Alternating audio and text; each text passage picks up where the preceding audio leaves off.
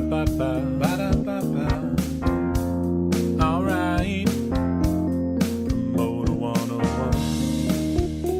Promoter 101. Promoter 101. Promoter 101. Promoter 101. Promoter 101. Promoter 101. Promoter 101. Promoter 101. Steve Strange, X-Ray Touring, Promoter 101. And welcome back to P101 Cooking Competition Network, home of the spiciest dishes in the known universe, where the food tastes great going in and even better coming out. We go now to guest number one, who's prepared something extra special for us. Guest number one? Yeah, I made a barbecue peanut butter and jelly sandwich. Well, that sounds terrible. Let's see what our judges think. Judge number one? The barbecue was an exquisite choice and pairs well with the Concord grape jelly, but the bread was a little soggy. Judge number two? I absolutely love this dish. I would eat it every day forever if only I wasn't allergic to peanut butter. While judge number two is waiting for the paramedic, let's check in with judge number three. Take it away. This bleeping bleep tastes like a bleep, and a bleep went to a bleep and bleeped out a bleeping bleeping bleep. Your food is bad, and you should feel bad, you bleep and bleep. Thank you, Judge number three. That's the nicest thing anybody's ever said about my cooking. Well, that's depressing. Why don't we go to our next guest? Guest number two, tell us what you've cooked up for us today. I forgot to bring my dish today. Fantastic. Judges? I definitely like this better than the sandwich. The lack of existing pairs nicely with the shame my family feels when they have to tell people their child works as a fake cooking contest host that some random podcast editor dreamt up. Oh, Judge number one, always cracking wise and goofing around. Why are you leaving? Oh, well, Judge number one just left in tears. Let's go back to Judge number two. Judge number two? Oh, that's right. Well, anyway, Judge number three, what do you think? Not making a dish was the best decision you ever could have made, and not making you was the best decision your parents didn't make. Bleep you bleep and bleep lampshade sniffing bleep bleep water ski and bleep paperclip. Our final guest seems to have brought something a little different. I'm not sure you could qualify it as food, but let's check it out anyway. Guest number three, take it away. Yeah, it's Promoter 101. Wow, truly amazing. We are witnessing the art of cooking at the highest level imaginable, folks. Judge number one ran away in tears, and Judge number two is currently in anaphylactic shock. So, Judge number three, what do you think of this amazing podcast? It's absolutely brilliant. Meaty interviews, fresh news, and spicy tweets with the full bodies of Dan Steinberg and W. Luke Pierce.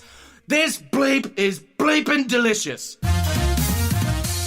Hey, come on in, welcome. So excited to see you again. We have whipped up some amazing, delectable things for you on this visit that we have entitled Show Number 112 of the Promoter 101 podcast. And here, for your first taste, Mr. W. Luke Pierce. Thank you very much, Dan. The specials this evening on this lovely episode of Promoter 101 will include APA's Jaime Kelsall, AEG Presents from the Southeast, Ethan Levinson, and for dessert, as the chef prepared us, a war story with ICM partners Rick Farrell, joining us later on this podcast. And the news of the week, drizzled at the top. This is Sam Hunt from Paradigm. You're on Promoter 101. So the word on the mean streets of Philly is Promoter 101 is coming to record a live podcast Wednesday, January 30th, 2019 in the city of brotherly love. That's right. We're going to be at the campus of the University of the Arts at the Kaplan Recital Hall. We're going to have some amazing guests in there, including Live Nation Philly's Jeff Gordon, sitting down to talk about Made in America and all the goings on in the city of brotherly love. Admission for that is at a super reasonable price of nothing. Thanks to our good friends at the University of Arts. Don't say the educational system never gave you nothing. Doors will open at 6:30. The show will start promptly on time at 7, so we're telling you. And it's a pretty small space, so make sure to get there early so we can just try and shove you all in. But if you want to see it, get there as early as possible. Do it. Be there. For those of you tuning in, we've made it easier than ever to find this show wherever you podcast. We're on that Spotify and iTunes and iHeart and I and you and me and Spreaker and SoundCloud and Stitcher and oh my, YouTube and Google. It's everywhere. Probably one of the places I just mentioned. You're listening to us right now. And of course, if you do the social media thing, you're more than welcome to follow us. We're on Twitter, Instagram, Facebook. I'm W. Luke Pierce, Dan's at The Jew and at Dan Presents. And the show is Promoters 101. That's Promoters plural 101. If you have something you would like to share with us, connect us deeply, and just bond without the whole world listening, you can always reach out to us via the World Wide Web of interweb email at steiny@promoter101.net. That email will go to either of us, and it's running nonstop 24/7, 365 days a year, here for your available resource pleasure. Can I get an amen? Amen. I'm Lucy Dickens from ITB, and I'm on Promoter 101. Have you missed any of the past Promoter 101 podcasts and feel like you're left out, you don't know what happened last week? Well, there are no more cliffhangers for you. We can catch you up anytime you want. You can always find us at promoter101.net, and magically through the computer genius of the World Wide Web, we have stored all of the past podcasts. And this week, we recommend going back and checking the special episode of 77. That was an amazing episode of Promoter 101 featuring interviews with Live Nation's Rich Best, who walked us through how he's competing in the very competitive market of the City of Angels, Los Angeles. You know, ironically, right before this podcast started, I literally just hit send on an email to Rich Best to approve an offer to send to you, Luke. So ironic that all comes together just in the same moments. Well, before I review that offer, I'll go back and listen to episode 77 of Promoter 101 and get inside you and Rich's minds. Yeah, I'm pretty sure he's just going to look at it and say, yeah, fine, dude. That would be my guess, because he seems pretty busy right now with all going on. Anyway, Festival Republics, Melvin Bean teaches us on how the politics got him into the heart of the UK music business and festival scene. And then we also had UTA's Natalia Natoskin, who shed some light on her path of moving to America, becoming an attorney, and in her current gig at one of the biggest talent agencies in the world. At the end of that podcast, we had Mills Entertainment's Michael Mills turning the tables on Steiny. The great thing about Natalia is she literally learned the language on the go by coming into this country as an immigrant, and what she accomplished is so amazing. It really is one of the most impressive interviews and stories of how pure perseverance can truly pull yourself up and make a career if you want to in this country. It really is an amazing story, Luke. Worth checking out. Hey, if you're just sitting down on the can, listening to the past Promoter 101 podcast, doing your business, how about dropping us a review? And while you're doing it, maybe subscribe and then wash your hands. We're not animals. That's the right thing to do. Wash your fucking hands. Call your mother. Call your mother. Hi, this is Jason Kupperman from Paradigm, and you're listening to Promoter 101.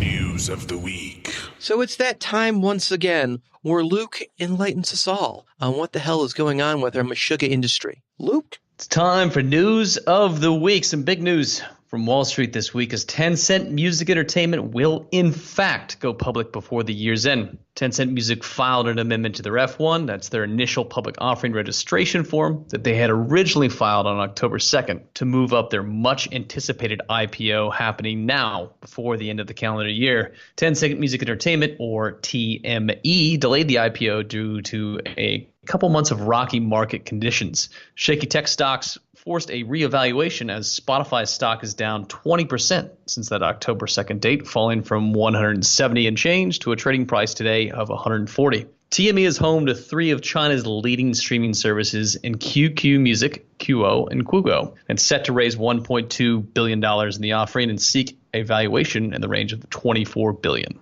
Some news from the New York Post this week has the reporting that John Malone and his company Liberty Media are looking to take control of iHeartMedia when it emerges from bankruptcy in February.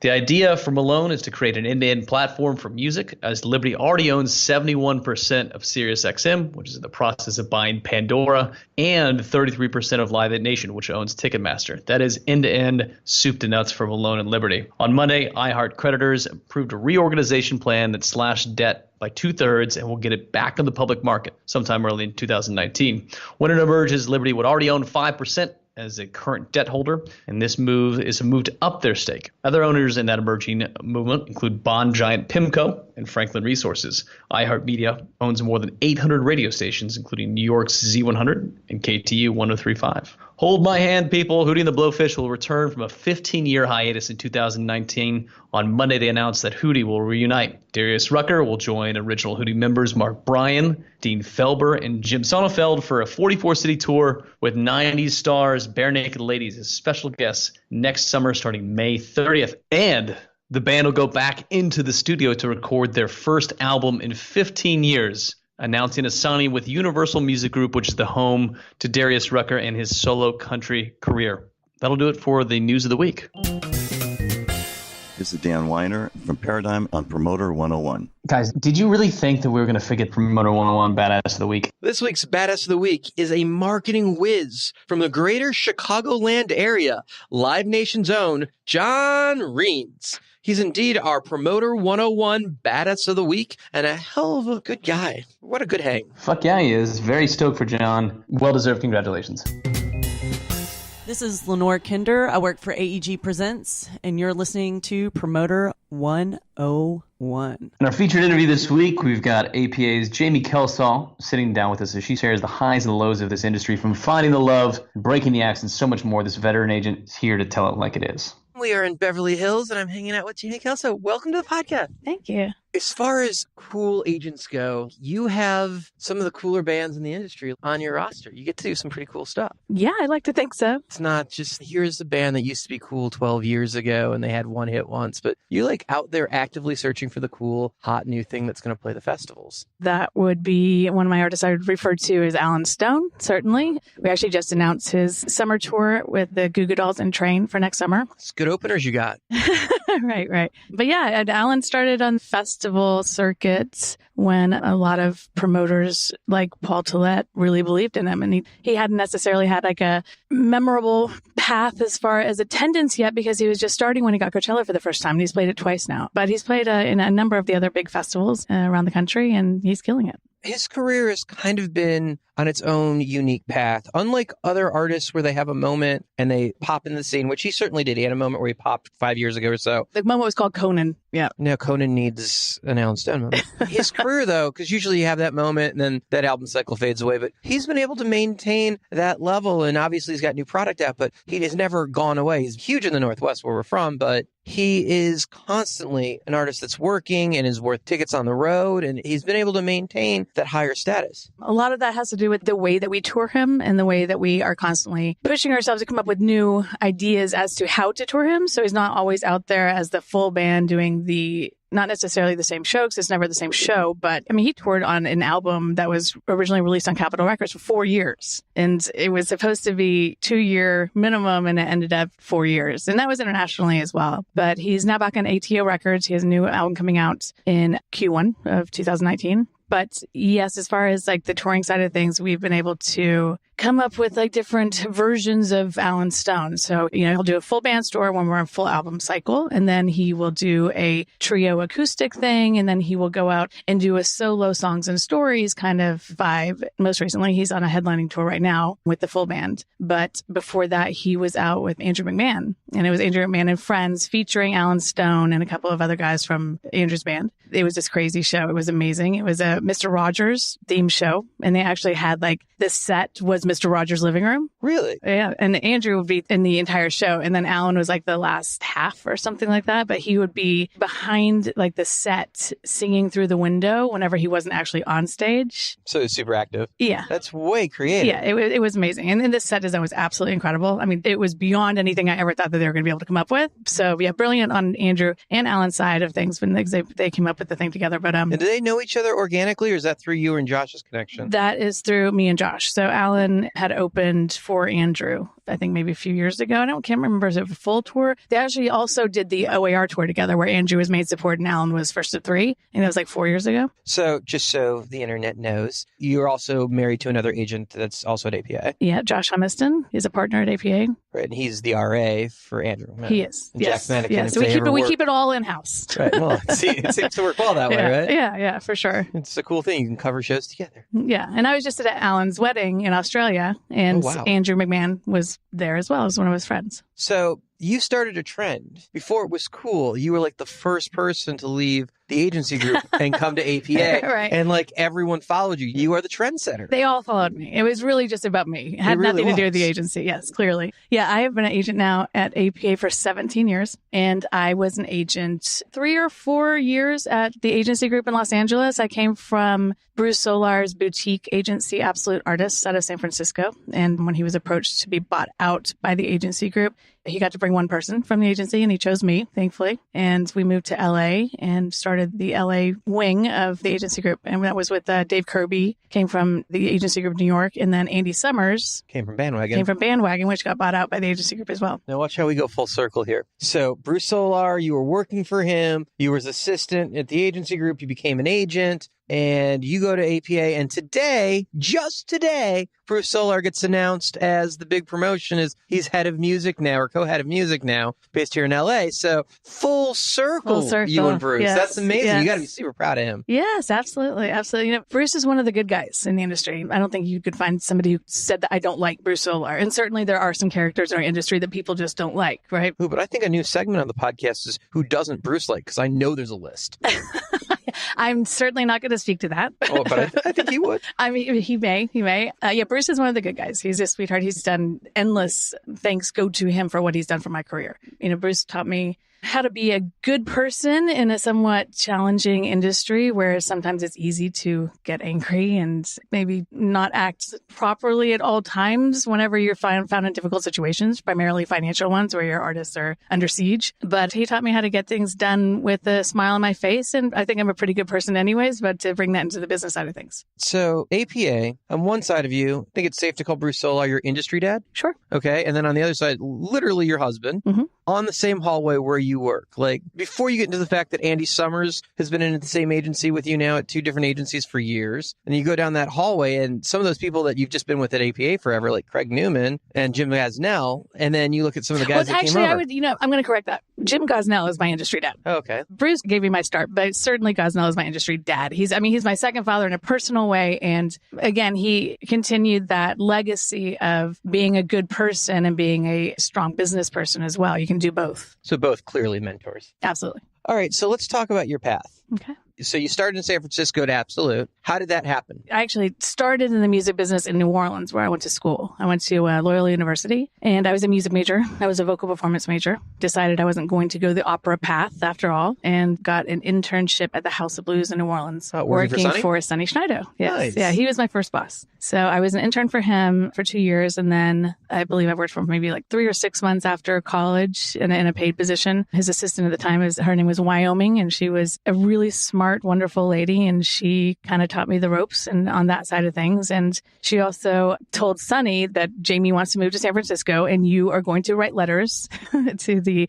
agents at the 3 agencies at the time that were in San Francisco, and you're going to get her job. And Sonny was happy to help. Tom Chauncey, Frank Riley, and Bruce Solar? It was Rosebud, Frank Riley, and Bruce Solar. Okay. Yeah. Tom Chauncey was, I don't know, was he? Tom was at Rosebud. Oh, okay. Then there you go. That's why. Some of those agencies that used to exist, it's like you forget about Tahoe Agency and what have you. Right. Totally. Like, Rick Bondi. Yeah. All these places you used to buy talent. Where Corey Christopher got our start. Yeah, totally. Yeah. A lot of us got our early chops from a lot of those people that were at different agencies that either got dialed up, things like Triad, which became William Morris and now Endeavor. I mean, it's the same kind of track when you think about the promoters too, right? I mean, because there used to be so many more indies. I mean, you're certainly aware of that. I mean, you stayed strong. Indie power. Yeah, exactly. I was just talking to somebody downstairs about that, about how an independent promoter I was speaking to, and how she says it's just really difficult in this climate to stay independent. Yeah, there's one independent promoter big enough to have that conversation with you. You really disguised Lucy really well there. There used to be like 7 or 8 big independent promoters. There just aren't. It's just a harder thing. There's not that many indie agencies that are doing real volume left either. There's a handful of major boutiques, the high roads. There's a handful of those, but Paradigm and William Morris and ICM and CAA have done a great job of bringing them all in-house. And listen, I mean, there's something to be said for existing as an independent, particularly agency now, because it's not easy to do. And whenever those agencies that are not full service, they get a hot act, and then somebody from a full service agency, meaning full service, with that they do talent and they do literary and they do branding and they do digital and it's the whole 9 yards. They come along and they do a tap dance and they sing a song and they tell the artist how much better it's going to be for them on the other side because we're a full service agency. Even though probably 80% of the time they only use they don't have access, or if they do have access, there's no interest. I mean, and I can't say that I can relate to it now because I haven't been in an independent agency since Absolute Artists years ago. So I've always had the backing of being at a full service agency and being able to say that you have access to these different departments. And that being said, I'm not a poacher either. So I wouldn't go after another person's artist saying like, you're at an indie, you don't have access to this. Come over here and you do. Let's define poaching. in your expression of the word, you're talking about one agent scavenging under another agent's roster for stealing acts. You don't do that. You build your own and you create your own relationship. Like if I get a call from a manager and says, we are moving agencies, do you want to take a meeting? Out no matter what. Yeah, exactly. We're making a move. Then are you interested in taking meetings? Certainly. Absolutely. I mean, if there's interest there, of course. But cold calling an act that hasn't called you. I mean, it's probably not what my superiors want to hear, that I don't have the audacity to do that, because it certainly happens every day. I always tell agents, if they lose an artist and they're really upset about it, particularly young agents who haven't been through that before, if somebody's not going after your acts aren't that cool, right? Because it's a thing of honor. If your artist is kicking up the dust and bringing attention to themselves, then clearly you're doing a very good job. All right, now let's define full service. So full service meaning that, like APA, we represent not only musicians, we represent actors. We have a huge below the line department, which is costume designers and makeup designers. And we have a book department. We represent screenwriters, and we do branding, and we have a digital department. We have a marketing department. So full service meaning for what they call Justin Timberlake, a triple threat, right? So he can be represented on all sides. You can walk into film and sponsors and branding. And exactly. You can do it all in one place. Yep, exactly. I mean, oftentimes we certainly have a number of artists presently that are actors, but yet they have a real passion when it comes to music. And so, I mean, for instance, like 50 Cent, great example. 50 Cent, he came over to us and he had just been in the first season of Power. And since then, I don't know if you saw the most recent article on it, but APA brokered a deal like no other with Stars Entertainment and with the Power. It's a whole balloon of different stuff that he's going to be involved with. But then we also represent him on the touring side of things. We also represent him on the branding side to bring him branding opportunities. Some of that stuff is so next level when you're talking about film and TV and packaging. Before we move into any of that, you said below the line, and you're going to hate me, but I'm going to ask you to define that too.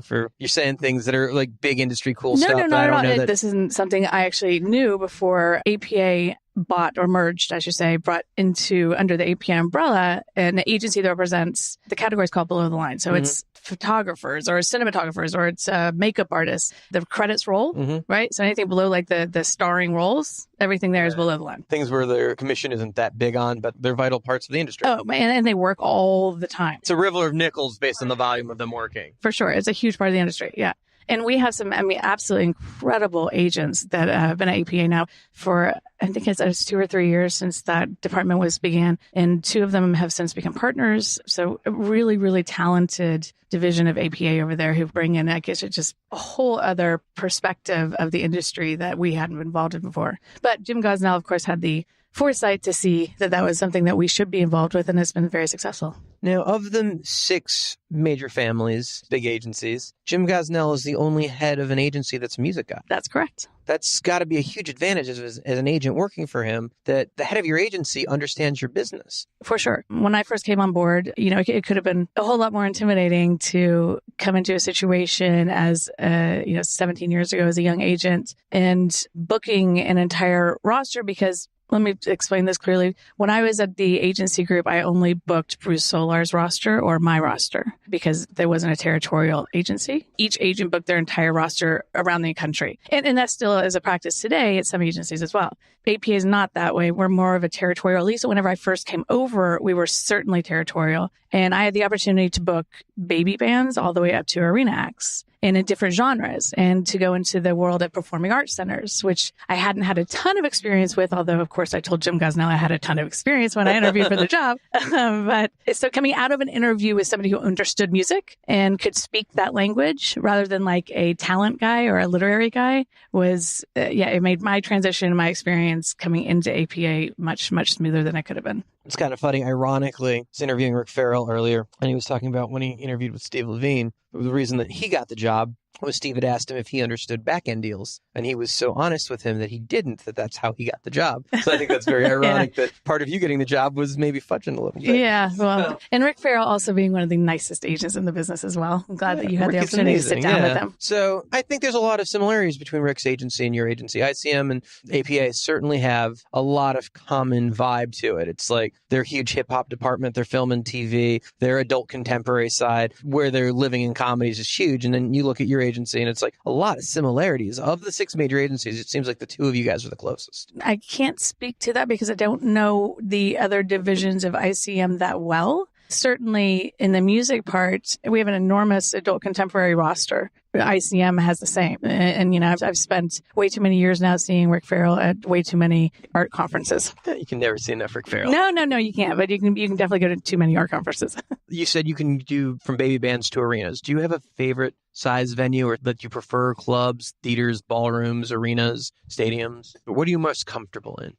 I mean, I guess it depends. If I have my booking hat on or just my booking agent hat on, or if I have my responsible agent hat on, meaning as a responsible agent, that's the artist I'm responsible for signing and bringing into the agency. As a booking agent, I may be booking somebody else's act that they brought in and just booking them in my territory. So I would say as a responsible agent, the club 500 to 1,000 is probably the most fun because that's when you're developing. And that's where my passion is. I love identifying talent, and hopefully with a lot of loyalty involved, we can develop their career and get them up to those, 2,000, 3,000, 4,000, 5,000 seaters. But the most exciting part is whenever you see those numbers go from like over an album cycle, like 200 to 800, or suddenly they're selling out, 1,200 tickets in DC at the 930 Club. And before that, they were at the Rock and Roll Hotel. So that's the most exciting level, certainly. Electricity's kind of there when it's happening. Yeah, but especially when it's just a baby band coming up. When you see those numbers jump from one album to the next in 600 to 800 ticket increments, then that means you're moving in the right direction. You're not stagnant. I want to ask you about something that you had a little bit of experience, as I think any agent that's been in our business for more than a couple of years that's had any success has had to deal with. You broke ZZ Ward. Right? She's a super successful act. And I think a lot of people, including myself, think that maybe she wouldn't have gotten to where she was at without the work on your back. When you see an act that you've helped develop like that go away, how do you get up the next day and start all over again with another act and keep working? You just have to remind yourself that, like my industry dad, Jim Gusnell, would say, that we're not curing cancer here. I mean, we bring joy to the people, which is very important. But, my life is not going to be defined by an artist that I helped develop and then fires me because they were drinking the Kool-Aid of a different agency. And I won't speak to where her success story is right now, and I because I couldn't, honestly. But it sucks for sure. I mean, you put your blood, sweat, and tears in these artists that you truly believe in and you're super passionate about. And the worst thing when you get fired and a manager says it's not personal, bullshit. It's totally personal. I was completely personally invested in this. And it's not even like, they're like, well, it's just if you're talking about financials. No, it has nothing to do with that. It has to do with loyalty, and it has to do with doing the right thing and realizing that it doesn't matter what the 3 letters are at the top of your letterhead. If the passion isn't there, or if it's just a financial thing and the person who brought you up in the industry isn't behind anymore, it's going to be different. And certainly it has worked out for artists shifting agencies. Definitely. But it's also like when an artist decides to make a move, it's because people are prodding them and trying to talk them into making a move. It's because they're successful at the moment, right? Where were they 2 years before when you meant 200 tickets and nobody gave a shit about you? Clearly the festival looks that she got and the raise from playing small clubs early on in the bid to headlining big ballrooms happened while you were at the helm. And I point this out not because, hey, you lost an act. Anyone that's successful in this business has. Promoters do it early because what happens is for promoters, they start with the smallest bands, and the second success happens, the band wants to go to a bigger promoter that's been there before. So promoters lose acts quickly. So promoters are way more used to it, but our eggs are in a lot of different baskets at once. For agents, you put a whole lot more effort into way fewer clients than promoters do, as you spend the entire tour, album cycles with them, and hopefully year after year. And in a lot of cases, a lot of acts that have been with you have been very, very loyal to you for a very long time. I think any agent that has experienced it, which is a lot, because any real agent has lost at least one client, and usually several. Anybody who's been in this industry more than 5 minutes has lost an act. And listen, I certainly am not under any impression that it won't happen to me again. I hope it doesn't, but it's the nature of the beast, and it's the industry that we work in, and it's incredibly competitive, and somebody's always barking at your heels. You can only hope that an artist will be loyal, but it's not just the artist. There's a whole team of people around the artist, and everybody has their opinions, and relationships matter, certainly. And whenever you find yourself in a position where you've represented a band for a long time and then they want to switch management, that's really difficult for the agent because those managers have relationships, and they have a lot of managers have 1 or 2 agents that they work with on their entire roster, and they may have 10 acts. So I've never thought of that politics. Oh, so yeah. the act's changing managers. You don't want to get canned when the manager gets canned because you got your effort into the act too. Of course, the act has come to you saying that this is going to happen. We need some help and guidance, and now you're having to tread those waters and not screw over the guy that gave you the band in the first place, but not lose the act that you've invested your time. Exactly. Wow, that's incredibly complex. Mm-hmm. Yeah, and then consider that there's also a number of other people like the label who has an opinion on it, or the business manager, or the attorney. I mean, everybody has a relationship. So when changes are made, it's usually made not just in one place eventually. This is so complex. Isn't it? It's like the world's biggest chessboard. It's like surgery, really. It's interesting. Some of the more interesting agent changes that I've seen over the last couple of years is when the change happens inside the own agency, where one agent at the building picks up another agent from the same agency. That's got to be the weirdest thing. This wasn't the case with this artist, but I've seen some of those politics things where you just kind of wonder, that's got to be weird at the next staff meeting. Change is always a funny thing, but it happens every day in this industry. I mean, it's a rotating roster, and not just artists, but agents. It has happened certainly in my experience whenever you have an agent that maybe our agency or our CEO feels like he invested in and really helped develop the career and open those gates, and then they jump ship and they go to a supposedly better agency that they think they're going to have more power at to sign other artists. And that has worked for some, and it has definitely not worked for others. So it's not just developing the artists' careers as much as it is also from an agency level, developing agents' careers too. It's a learning thing all the way through. So speaking of learning and education, do you have any advice for young agents coming up in the business? And at the same time, young managers, young promoters, like people learning their way? Yes, I think that the best advice I can give a young person is to just be as present as possible. My husband and I have 2 small kids now, so we don't cover as many shows as we used to, but I used to be at a 4 or 5 nights a week in LA and with my ear to the ground, and I'd be at the Troubadour and I'd be talking to the buyers, and I'd be at the Roxy and talking to the buyers and like who's coming up in the world, or who's... So that bar bill that you're running up on your credit card that costs more than your weekly salary is being paid forward into your future. And be smart about your expenses. Bring a flask. Thank you so much for taking time to talk to us. Thank you, Dan. It is so refreshing to hear an agent be so down to earth and real. This interview was such a pleasure. Really, really enjoyed hanging out with Jaime. My name is Trey Manny. I'm with Paradigm Talent Agency on Promoter 101. Tweets of the week. It's that time of the week. Can't avoid it. It's the name of the podcast. Dan, you had some things to say on Twitter this week, so let's jump into some tweets of the week. Let's start here. Asking for a short notice favor for a friend, then grinding them for more money is just short-sighted. How many favors are you really asking for there? You got to think about that. It sounds like at least 2. To avoid fans noticing that you're just playing with your laptop on stage, you'll need a really cool light show.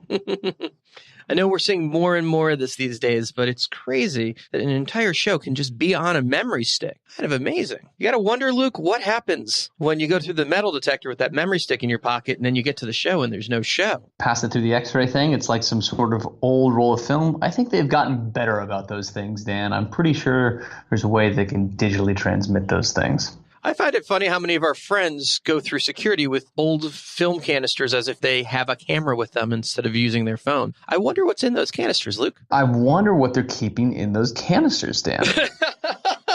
How about this one? Sounds like a little bit of a humble brag. You got to tell us about this one, though. When you confirm your first show at the legendary Apollo Theater. Maybe not all that humble, but certainly a brag. It is a career milestone for sure, and I'm thrilled to share with you that we will be bringing Black Violin to the Apollo, where they were first discovered on showtimes at the Apollo with the Black Violin, which will be announced very soon. But yeah, I'm really, really proud of this one. Hey, congratulations. Thank you. Sean Striegel and the team at Live Nation New York, super helpful on this one. But yeah, excited to make that happen. Fantastic. And congrats to you, to Black Violin, Larry Costin, everybody at the Costin Talent Agency. That's amazing stuff. Excited for that show. That'll do it for some Promoter 101 tweets of the week. Make sure you keep up with Dan on Twitter. He's at the Jew. I'm at the Jew.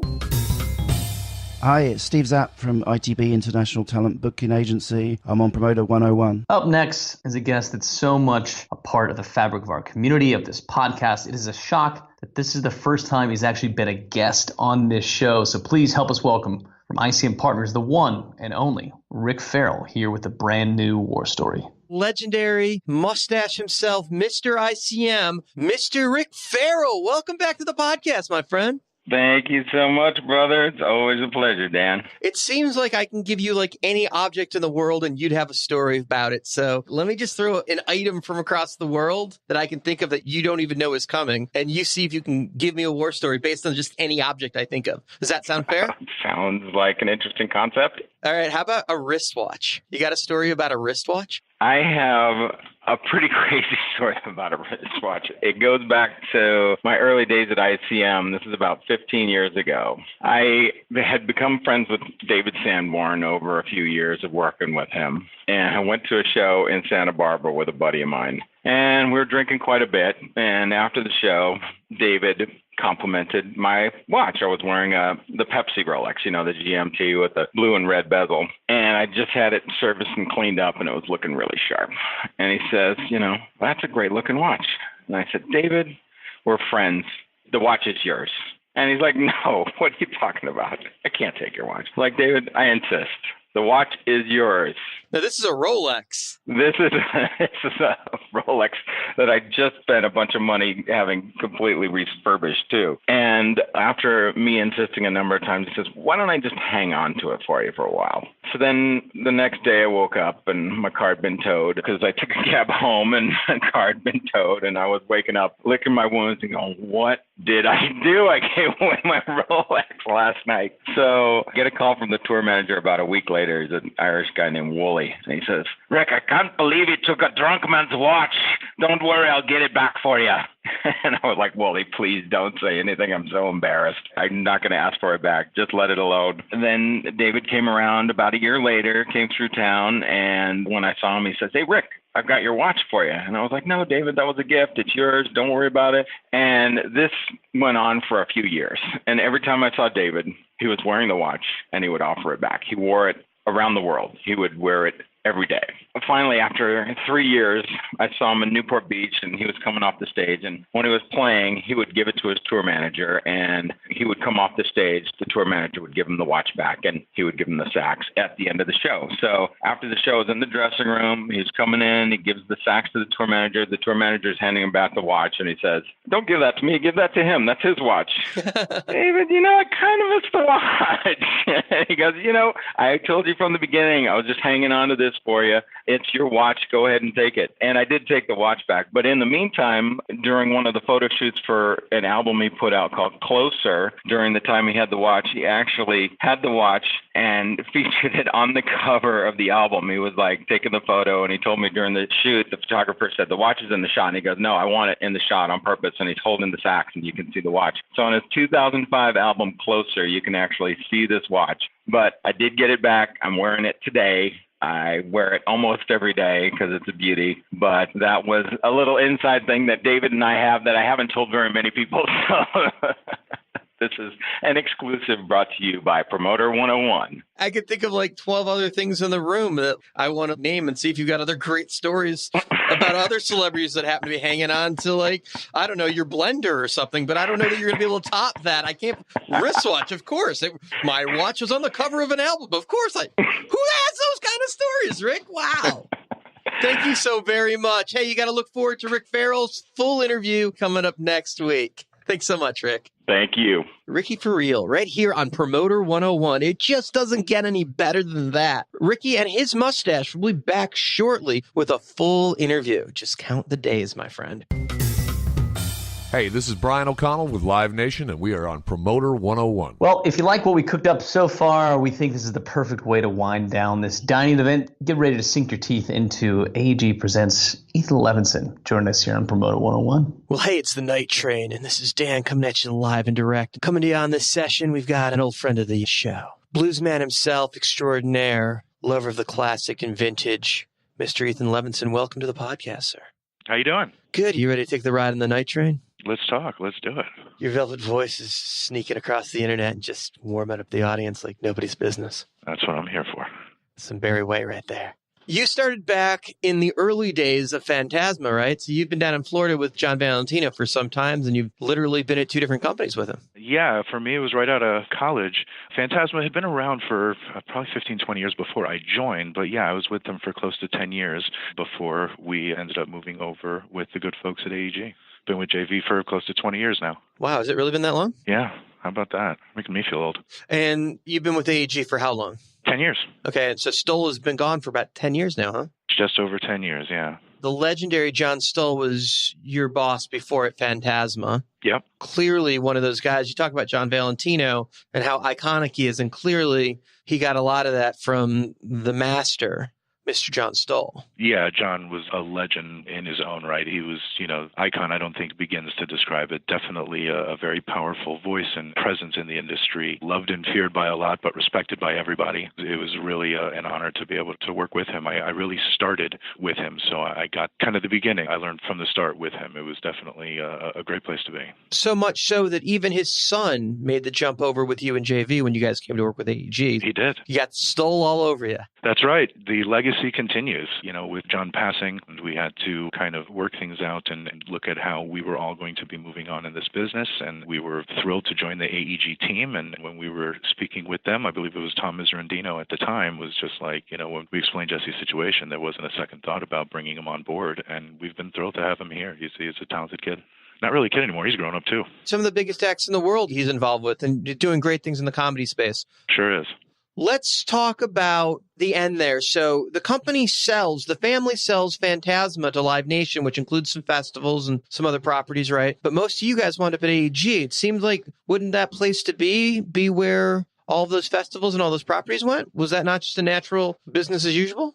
Well, I mean, when JV John Valentino decided that he wasn't going to be going forward with Live Nation, that he did like the guys at AEG, we all really followed with him. I was at a point where I'd follow him anywhere. He is a fantastic mentor and just one of the nicest guys and one of the easiest guys to work with. I've really learned so much from him, and just coming in every day, it's just a pleasant atmosphere, but he's got such a wealth and history of knowledge that for me, it was about the people, and I really wanted to be, with the people that I had been working with, and we came here. Okay, but some of those festivals that you guys did iconically built up at Phantasma are Live Nation festivals now, right? Yeah. Okay. So the Wani Festival was one that when everything happened, essentially Live Nation bought out the company's assets, which included the festivals and some shows we had on the books and things like that. So the Wani Festival was one of them that they have kept on and have done a really great job with over the years. I know it's kind of taken a hiatus and things have changed. It was something that John Stoll created with the Allman Brothers team as an Allman Brothers-based festival. And obviously now there really isn't an Allman Brothers incarnation touring. So I think that's why it's kind of gone soft this year. But in addition to that, there was the South Beach Comedy Festival, which I haven't seen much on it. It kept on for a few years. That was a partnership that we had with William Morris many, many years ago that carried on. And third was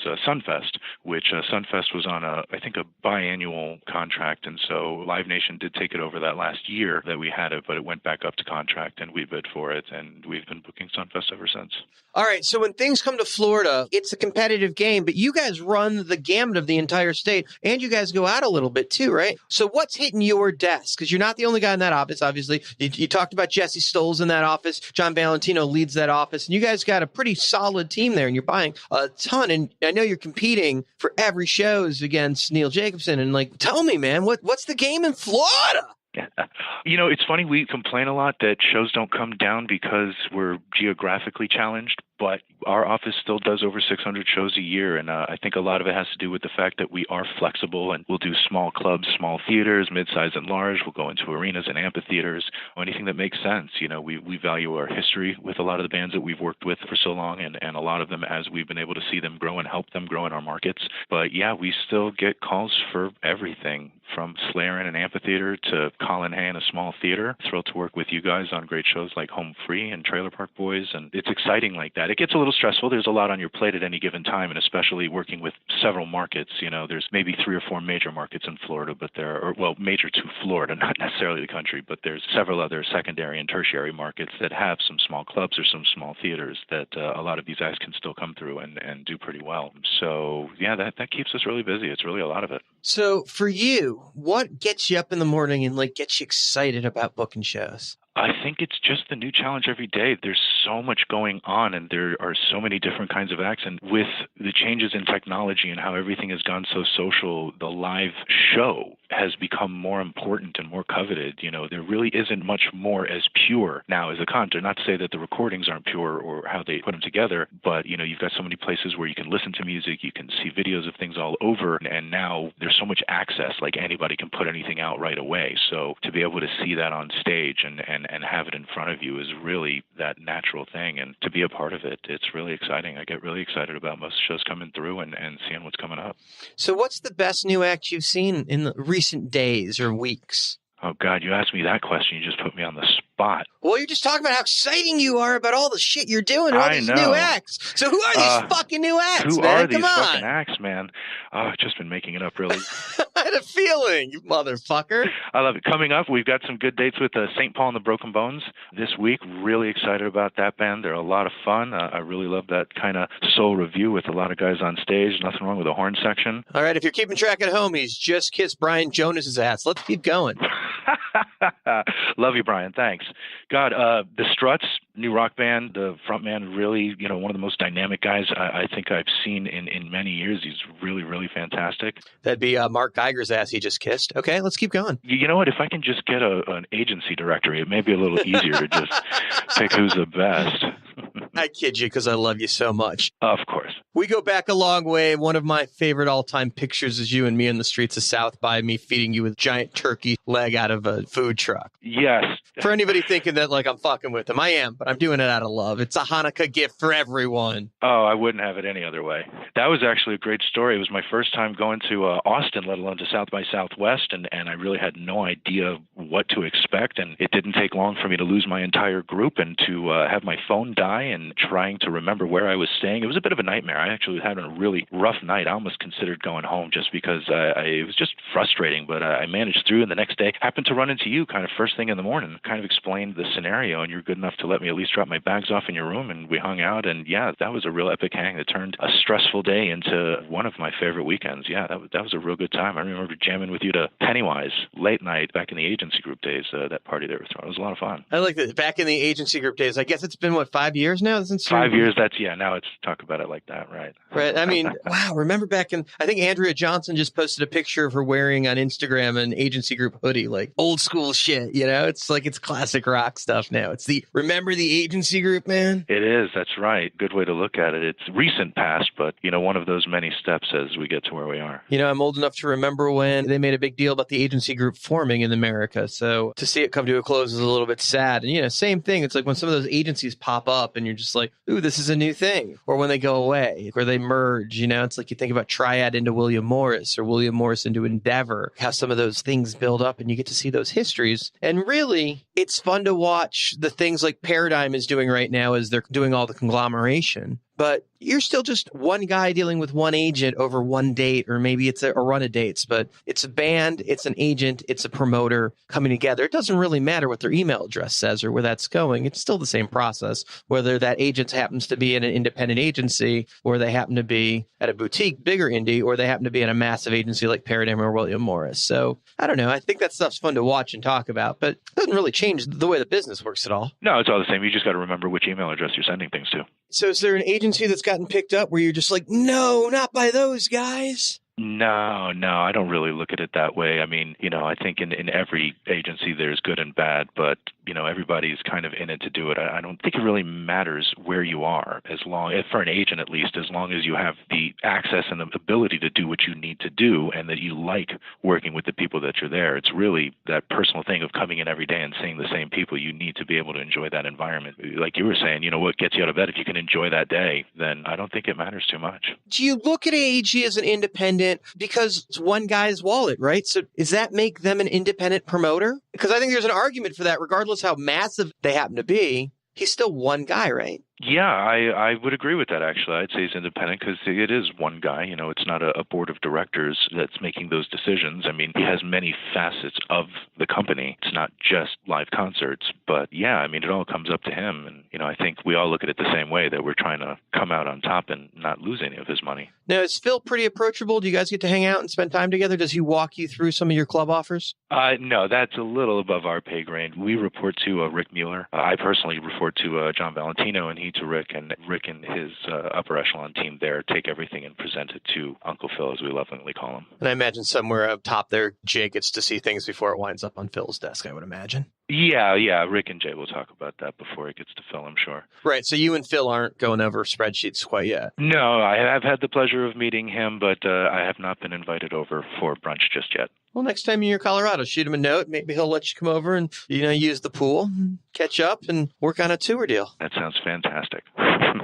And I bet he could give you some investing advice, as I've heard he's done very well in the market. Yeah, definitely good to be a part of his team. Which is just a massive team. I mean, you got to think about the size of a company you work for. Call him an independent, call him a major. It doesn't really matter. It's all semantics. But the guy took downtown Los Angeles and decided he was going to make it an active community again for live entertainment, and literally redid downtown and made it a nightlife city again when he redid LA Live, or invented LA Live and built Staples up and created that amazing mecca of a platform, which is now being replicated in different parts of the world. Yeah, absolutely. It's really special. It takes a lot of vision to be able to do that and one, come up with the idea and then be able to put together on how to do it and how to do it right. And there are definitely some really talented people working on that, and it's really exciting to be a part of it. I'm not really personally involved with a lot of that. That's a lot more real estate and such. I'm more just on the booking side, but it's really inspiring to see a lot of that, what they're doing in lots of different markets and just all of the other things that they're involved with. Well, clearly they did the similar thing with O2 in London, and I believe there's another thing like that in Berlin, but they continue to take that model and grow it out. And obviously, you need architects and you need visionaries that are in place for that. But the fact is that your company is so wide reaching, and the ability for them to go into a city and completely restructure a part of town like that and redevelop it is so incredible. It really is. Concerts are a destination, but it's better when venues are in areas where there are other things going on. And sometimes if you can just put that all together, where there's the concert venues, the arenas, and then on top of that, some great restaurants, there's the movie theater, there's hotels, there's, downtown area. People can come to town, get a bite, go to the show, go to a game, afterwards do a little late night, and come in from out of town, they can stay in one of the hotels in the area. It's really brilliant how they put it together. So you're in a world where, depending on the time of year, the residents that come in from different parts of the country can really change the population. And then in other parts of the season, you're losing hundreds of thousands of people that aren't there, because you've got the people that come and go, the older generation, of course, that can really change on how a show sells depending on when those people are there and when you're hitting. So are you routing particular shows, particularly an older thing, maybe like a Frankie Valli or something later in the year where it's going to be cold in other parts of the country? We do try to get the agents to focus on that season. Season from Florida comes in the end of the year, sometime mid to late November through the end of April. And that's a real thing, right? It can really depend on how a show's going to finish, depending on if those people are there. There's a term for them, right? Yeah, the snowbirds. Snowbirds, there you go. But yeah, the snowbirds in Miami, especially a lot of Europeans and South Americans and people coming in from all over the world. It's some of the most beautiful times of the year, and where it is cold in most other places, a lot of people like being here. And we do try to get, and it's not just the older fans, actually. We see it, may not be so much on the teenage kids. When you're in grade school, it's pretty much the same everywhere. But once you're getting into the just after college age is where we see a lot of people, just kind of flexing down here. And we try, there are times where we'll do a show in February and then bring the band back in maybe November, December, a club act or something like that. And we'll see different people coming. Like, you can tell it's almost a completely different group of people that are here in season. The idea of having to book the same market but differently depending on the time of the year seems like that would create some extra challenges. But it seems like over the years you guys have come to master that. Yeah, and that has a lot to do with also trying to bring down multiple dates. If we can, it's hard to convince someone to come down, do one or two, but if we can put together a run of like 4 or 5 dates, it gives us a little more buying power to come down and have some of that control. It's like, I know your tour may be doing this, but I can get you 5 dates if you want to come in March or something like that. But a lot of acts have really picked up on that. We see a lot of the older acts and the quote-unquote outdoor acts will be coming in spring into summer, and summer's actually pretty good here. It gets really, really damn hot, not going to lie, but we still see, when Warped Tour was coming through, it usually did well, and a lot of the reggae and the surf stoner bands that are coming through always do really well over the summer. And in the fall, it gets colder and it gets tougher, but also you've got everything else, whether it's football season, back to school, holidays coming up. I think there are a lot of factors on why shows, at least here in the Southeast, suffer a little bit more in the fall. I kind of have a joke where, I'll make some money in the spring and then just kind of give it all back in the fall. All right. And speaking of damn hot, we should talk about your soul patch. I mean, you have got a trademark soul patch that the industry just knows and loves. It's one of those iconic things like Rick Farrell's mustache. Everybody knows you're going to be fronting the soul patch. Is there a story behind that? Or is that just your personal style? Yeah, I'd love to come up with a great story that came to it. I wish it was over something special, a bet that I lost. But no, I just hadn't shaved for a few days and cleaned it up, let it grow out. And I noticed that, getting older, the gray is coming through, but it was a little darker in the middle and gray on the sides, and I just kind of liked the way it looked, so I kept it. At first, it was, what the fuck is that on your face? And now everybody was like, oh, that's Ethan. Well, it looks like you went down on somebody and came up with it, but it's great. It's your personality, and I love that. I aim to please. So, hey, this is that part of the interview where we digress into the advice for the next generation. You've become so successful. You're doing hundreds of shows a year. You make your living off of celebrities doing important work on stage while you move an Excel sheet around. How do people get to live the rock and roll lifestyle that is Ethan Levinson? Lots of alcohol. No, kidding. What I would try to tell anybody is, obviously you need to be really motivated and you need to have the energy to give 100% at all times and really try to do it. But, there are so many different pieces of this industry now. There are so many different ways that you can get in. It's not just booking or being an agent. When you're a venue, there are tons of positions where you're working crew, you're working production, you can be working marketing, you can be working box office, merch, whatever it may be. There are so many ways. The merch person on tour with the band, they're on the bus, they're touring with the band. Like you are a part of that industry. And I'd say to the young kids, go out to the local shows and meet people who are there. If you're really just starting out, and talk to people, talk to the merch person. If you see a tech working at the board and they're not super busy and it's not 5 minutes before the show starts, if you want to say hi and get to know people, take a look at who are the other local bands that are playing often and get to know the venues and the venue staff. It's really amazing how big of a network it can be in any market. And I think that the opportunity is there. Sometimes you may have to search a little bit, but it is. I got a call actually from my advisor when I was a student at UF just after I graduated that this company had come in and done a college show with them, Phantasma. They mentioned that they were looking for some help booking colleges, so they referred me and I went and started interning with them, and that's what turned into a job. I feel like I got lucky, but I just kind of came in willing to do anything, whatever it was.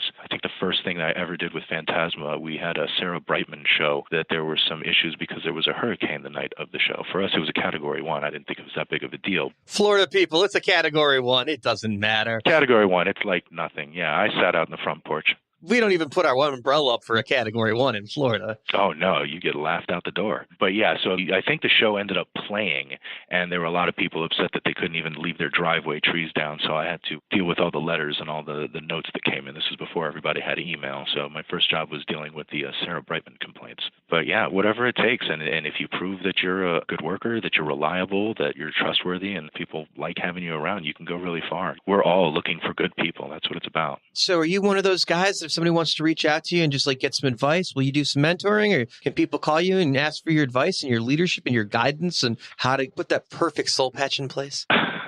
Well, the Soul Patch, that's the next level. That's actually a paid internship. But other than that, anybody, of course, would love to talk to anybody. As long as you don't trust that my advice is perfect, I could be steering you in the wrong direction. But yeah, I think it's exciting. And again, with all the access and with technology where it's at, people can see it a lot better. It was taboo. It was hidden, the allure of a roadie and the allure of everything that was behind it. Now it's a lot more front and center, and people can see that. I thought you meant your Soul Patch was taboo. Hey, how about an email address so people know how to find you? Anytime, Levinson at AEGpresents.com. That's E. Levinson. The E is in front of Levinson. That's right. Well, I can't thank you enough for joining us here on Promoter 101, the great one, Ethan Levinson. Thanks so much, Dan.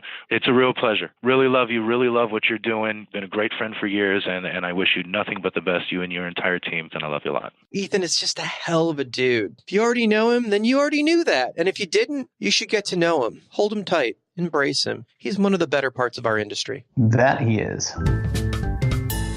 My name's Tom Windish, and I'm on Promoter 101. There's no better way to name drop a ton of people than announce birthdays for the week of December 7th to 13th, 2018. On Friday the 7th, wishing a happy birthday to Jack Orban, David Levine, and Paul Goldman. Saturday, December 8th, Randy Nichols, Rebecca Shapiro, the wife of Shappy, Michael Owens, and Mr. Tom Baggett himself. On Sunday, giving a shout out to Tom LaPena, Nathan Hopsavian, and Patrick Jordan. Monday, December 10th, Evan Bailey and Jim Malone. On Tuesday, the 11th, happy birthday to Carl Morris and Zach Radowski. Wednesday, 12/12, Nate Miller and Gary Lane. And on Thursday, the 13th, a happy birthday to Jack Kelman. Happy birthday, well, for me and Luke, I guess. But happy birthday nevertheless. And call your mother. Call your mother.